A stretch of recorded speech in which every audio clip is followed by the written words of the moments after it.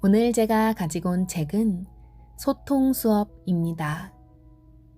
부제로는 내 마음을 더 정확하고 건강하게 표현하는 힘. 저자 김수인, 출판사 수호서재. 갈등 상황을 잘 지나가려면 셋째 아이를 출산하고 불어난 살이 빠지지 않아 고생 중이던 한 여성은 남편이 던진 말 한마디에 큰 상처를 입었다. 원장님, 이 남자와 도저히 같이 살 수 없을 것 같아요. 어떻게 제게 그런 말을 할 수 있는지 모르겠어요. 그렇지 않아도 제가 살이 빠지지 않아 우울해하고 있는데 오랜만에 만난 친구 모임에서 제가 좀 과하게 먹는다고 사람들 앞에서 그만 먹으라고 하다니요. 이야기를 듣고 보니 무척 속상해할 만했다. 칭찬은 사람들 앞에서, 지적은 개인적으로 라는 말도 있는데 왜 하필 사람들 앞에서 그랬을까? 갈등 상황을 잘 지나가려면 비난의 말을 내뱉기 전에 반드시 생각해야 할 것이 있다. 말의 본뜻을 헤아리기. 우리는 의도한 대로 표현하고 그것을 상대에게 온전히 전달해 이해를 받아내는데 어려움을 겪는다. 생각하지 못했던 여러 변수도 방해를 일삼고 의도치 않게 형성된 습관이나 그동안 형성해온 관계도 영향을 미친다. 그러므로 우리는 항상 기억해야 한다. 표현과 의도가 일치하지 않을 수도 있다는 것을 말이다. 상대가 표현한 결과만 보지 않고 그 의도를 함께 고려해야 본뜻을 잘 전달받을 수 있다. 상대의 표현 앞뒤에는 표현하지 못한 여러 의미가 포함되어 있기 마련이다. 이 참석자의 경우도 다시 생각해 볼 필요가 있다. 평소 아내는 출산 후 살이 빠지지 않아 외모뿐 아니라 건강상의 문제에도 경고등이 켜진 상태였다. 남편은 이를 잘 알았기에 그가 표현한 그만 먹으라는 말에는 당신의 건강이 걱정스럽다. 나는 당신의 상황을 함께 해결해야 하는 가족이다. 더 힘들어질 수 있으니 조심해야 한다. 등 숨은 의도가 있었다. 물론 남편이 아내를 좀 더 배려하는 말로 표현했다면 좋았을 테지만 상대의 표현은 내 몫이 아니다. 그 메시지를 어떻게 받을지가 내 몫이다.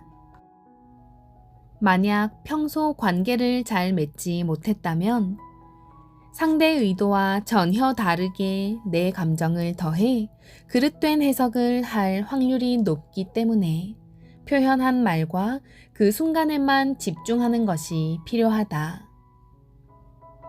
그리고 이때는 비난이 아닌 관찰로 시작하는 말하기를 적용해 상대에게 의도가 무엇인지 먼저 물어보는 것도 좋다. 과거의 잘잘못을 따지기보단 미래를 위한 대화로. 비난할 때는 주로 생각이 과거에 머물러 있다. 가령, 그때 왜 그랬어? 어쩌면 그럴 수 있어? 라고 이미 일어나 수정할 수 없는 상황에 더 초점을 맞추고 생각과 대화를 이어간다. 더구나 현재의 사건만이 아닌 과거의 모든 것을 종합해서 현재에 적용하면 아무리 노력해도 소통을 이끌어내기 어렵다. 만약 정말 이유를 알아야 한다면 그때 왜 그랬어? 라고 물을 수 있지만 질문의 의도가 오직 이유를 알고 싶은데 있다는 것을 잘 전달해야 한다. 이유를 충분히 예측할 수 있는 경우에 이러한 질문을 던지는 것은 상대에게 말싸움을 거는 것처럼 들리기 쉬우니 삼가하는 것이 좋다. 그리고 대화는 수정을 목적으로 앞으로는 당신이 이런 순간에 이렇게 했으면 좋겠어 라고 미래에 초점을 두는 것이 좋다.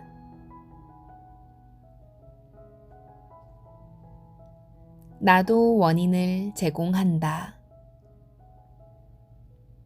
갈등이 생기면 대개 잘못의 원인이 전부 상대에게 있다고 여긴다.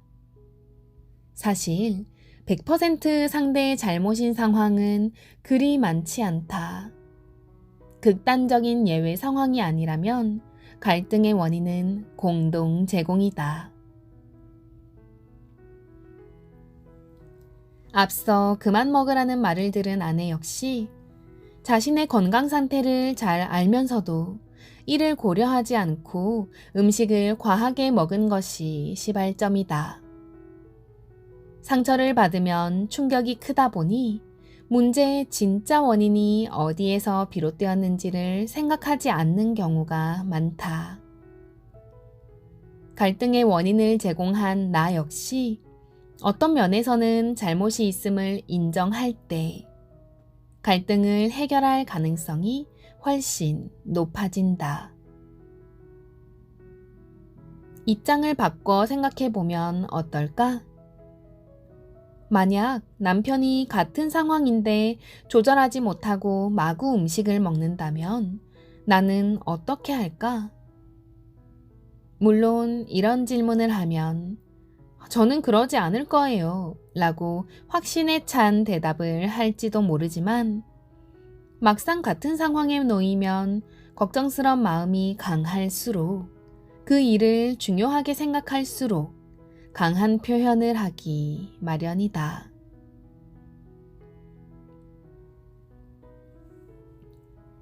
사과에 대한 3가지 요소.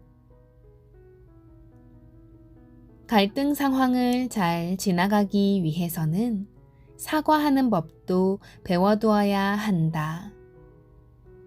사과에는 3가지 요소가 필요하다. 진실한 마음을 전하는 시작, 각자의 타이밍을 존중하는 기다림, 그리고 상처의 깊이가 다름을 인정하고 상대가 사과의 정도를 결정하도록 하는 것이다. 첫째, 사과는 진심으로 한다. 심리학자 마셜 로젠버그는 샌프란시스코의 한 버스터미널 대기실에서 버스를 기다리다 한 광경을 목격한다.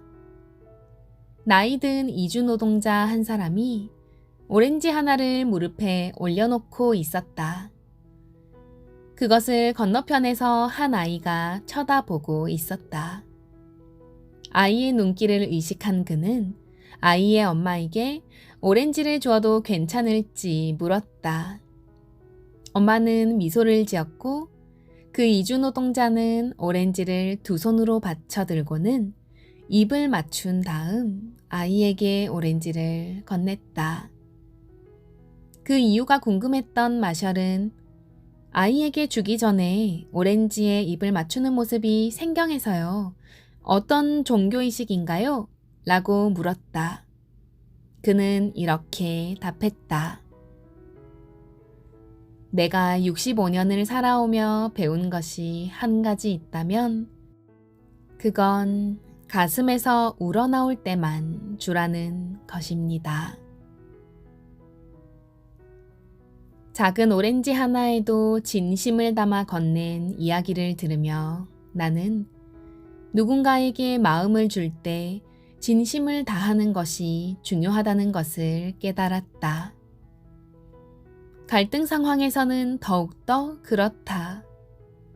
만약 사과할 때 진심을 다하는 게 아니라 단지 불편해서, 그래야 내가 이득이라서, 더 이상의 대화를 피하기 위해서 등의 이유로 메시지를 전하면 상대는 그 메시지에 진심의 사과가 없다는 것을 금세 눈치챈다. 갈등을 잘 풀려면 마음을 다해 사과해야 한다. 만약 그 사과가 진심이 아닌 그저 상황에 따른 것이라면 잠시라도 다시 한번 마음을 확인해 보는 것이 좋다. 왜냐하면 그렇게 전해지는 사과는 결국 서로에게 그다지 이로울 것이 없는 상황으로 다시 나타나기 때문이다. 둘째, 사과는 기다림이다. 기다려주는 것은 사과하는 것만큼이나 중요한 일이다. 우리에게는 각자의 타이밍이 있고 상처를 받은 쪽은 상처를 준 쪽보다 훨씬 긴 시간이 필요하다. 상처의 깊이가 각각 다르기 때문이다. 사과한다고 상대의 타이밍과 일치하는 것은 결코 아니다. 내 사과가 진심이라면 상대의 타이밍을 기다려주는 진심까지 더해져야 한다. 그래야 왜 내가 사과하는데 받아주지 않느냐, 누구를 위해 사과하는 거냐는 식의 또 다른 갈등을 피할 수 있다. 이때의 기다림은 방치가 아닌 방목이어야 한다. 방치와 방목은 다르다. 나는 사과했으니 이제 네가 알아서 해처럼 나 몰라라는 식의 사과는 상대에게 기다림의 자유를 주는 게 아니다. 상대는 방치되었다고 느끼게 되고 이는 상대에게 또 다른 불안과 공경 요소를 안겨준다. 여기에서 말하는 기다림은 이 자리에서 내가 당신을 기다리고 있으니 마음이 동하면 언제든 내게 와주세요. 라는 안정된 울타리에서 상대에게 선택할 공간을 주는 것을 말한다. 이럴 때 상대는 상황을 다시 안정감 있게 돌아볼 수 있기 때문에 긍정을 선택할 확률이 높아진다. 셋째, 사과를 그만해도 좋다는 판단은 상대의 몫이다. 우리가 흔히 범하는 오류 중 하나가 이만큼 사과했으니 이제 된 것 아냐? 라며 사과의 정도를 스스로 결정하는 일이다. 각자의 경험을 한번 돌아보자. 내가 사과하면서 이 정도면 충분해 라고 생각하는 시점에 상대도 그래, 이만하면 충분해 하고 동의하며 받아들인 경우가 얼마나 있었나? 설령 동의할지라도 상대는 앞으로의 관계를 위해 어쩔 수 없이 받아들였거나 혹은 선심 쓰듯 그냥 받아들이는 경우가 많다. 한 번은 TV를 보는데 한 프로그램의 패널로 나온 사람이 이런 말을 했다. 야, 사과를 받는 사람 맘대로 해야지. 사과하는 사람 맘대로 하면 그게 사과야? 상처를 준 입장과 받은 입장에는 분명 깊은 차이가 있기에 사과하는 입장에서 충분하다 생각할지라도 받는 입장에서는 그렇지 못할 수 있다. 그런데 대개는 상처를 준 사람이 사과하면서 이 정도면 되겠지 하고 결정을 내린다. 심지어 뭘 얼마만큼 사과해야 한다는 거야? 내가 대체 뭘 그렇게 잘못했다는 거야? 하고 화를 내다가 사과를 하지 않는 것만 못한 상황이 되어버리기도 한다. 사과할 때는 사과의 정도를 상대의 마음에 맡기겠다는 자세를 보여야 한다. 때론 지나치게 사과를 요구한다는 생각이 들더라도 진심을 다하고 타이밍과 깊이가 다름을 이해해 방목 같은 기다림으로 상대가 받아들이는 시점까지 애쓰는 것이 중요하다. 이제 막 관계를 시작하는 연인에게 감히 내가 하고 싶은 말은 꼭 갈등을 경험해 보라는 것이다. 나는 갈등을 그저 나쁜 것으로만 보고 피하고 피하다 화산이 터지듯 급격하게 관계가 악화되어 결국 아픈 경험을 겪어보았기에 절실함으로 권한다. 아이가 자랄 때 성장통을 겪듯 어른인 우리도 갈등의 아픔을 잘 경험하면 성장할 수 있다.